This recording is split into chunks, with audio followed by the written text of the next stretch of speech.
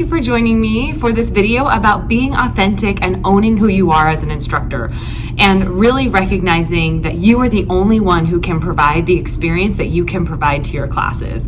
So that's the first thing I want to really zero in on, is the importance of remembering and understanding you are the only version of you.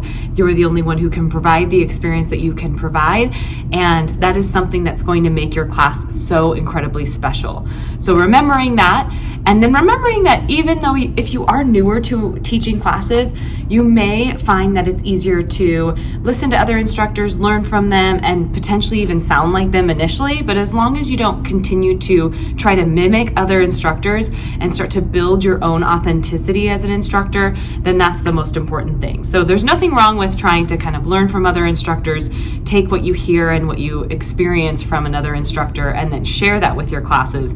But always try to be authentically you and what really tends to make you happy as an instructor.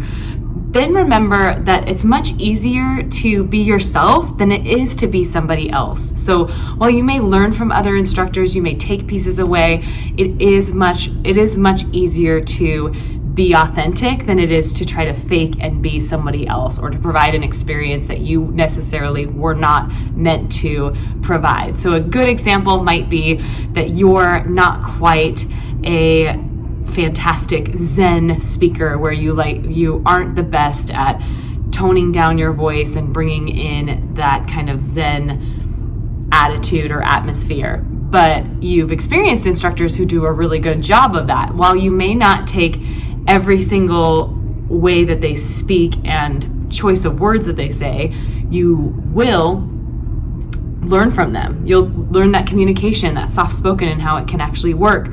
But if you're a more outspoken cheerleader instructor, then own that and make sure that you're not trying to be somebody else. So remember, you're the only one who can create your unique experience. Remember, it's much easier to be yourself than it is to be somebody else.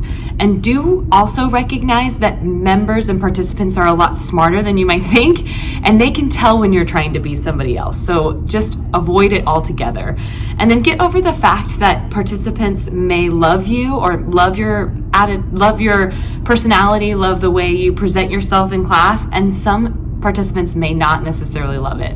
So just kind of go in with that mindset, but also really understand the importance of accepting constructive feedback about your classes and about your experience. But just know that that's going to happen.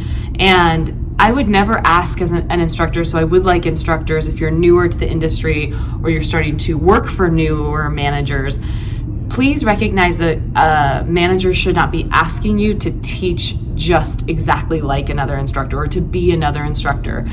Most recently, we had an instructor who was out for an injury, and the instructors who taught in their absence, they did an amazing job of being themselves authentically, but also providing the best experience that they could.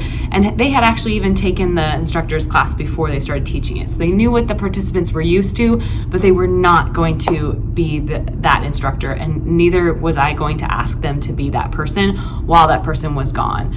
So I feel like it's an important note to make that if there is a manager telling you to be somebody else, that may not be the manager that you should continue to work for, within reason. So feel free to comment if you've had an experience like that, and I'm happy to share my thoughts on it and what you might want to do about it.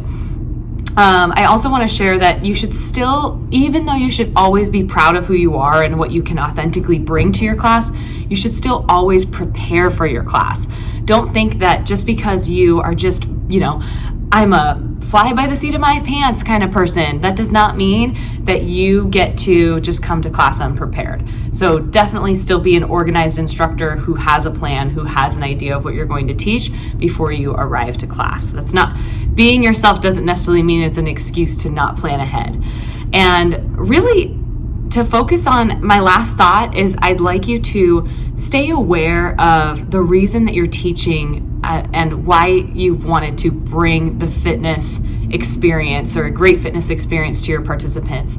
And understanding your own motivation and what got you into the fitness industry will not only help you be yourself when you're teaching your classes and teaching the classes that you love, but also it'll help you with your path. The more you understand, who you are, what motivates you, in your own fitness journey and in who you want to work with in your fitness journey and your fitness leadership journey, that should hopefully help you identify your future. So try not to, again, be like everybody else.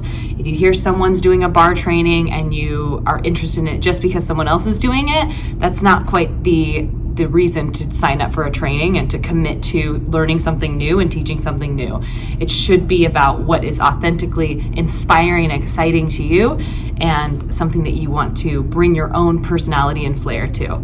So I hope this helps anyone who might be struggling with kind of that identity of who am I and how do I want to be more myself when I teach, and just continue to think about that as you teach your classes, and pay attention, potentially even film yourself teaching to hear your own voice and to hear if you can hear your own personality, or are you hearing not a lot of personality. Sometimes I've heard myself teach and I'm like, am I falling asleep? So listen to yourself and pay attention to yourself and identify and really listen to your soul and identify if you are connecting with it and doing the right thing. That's authentically you.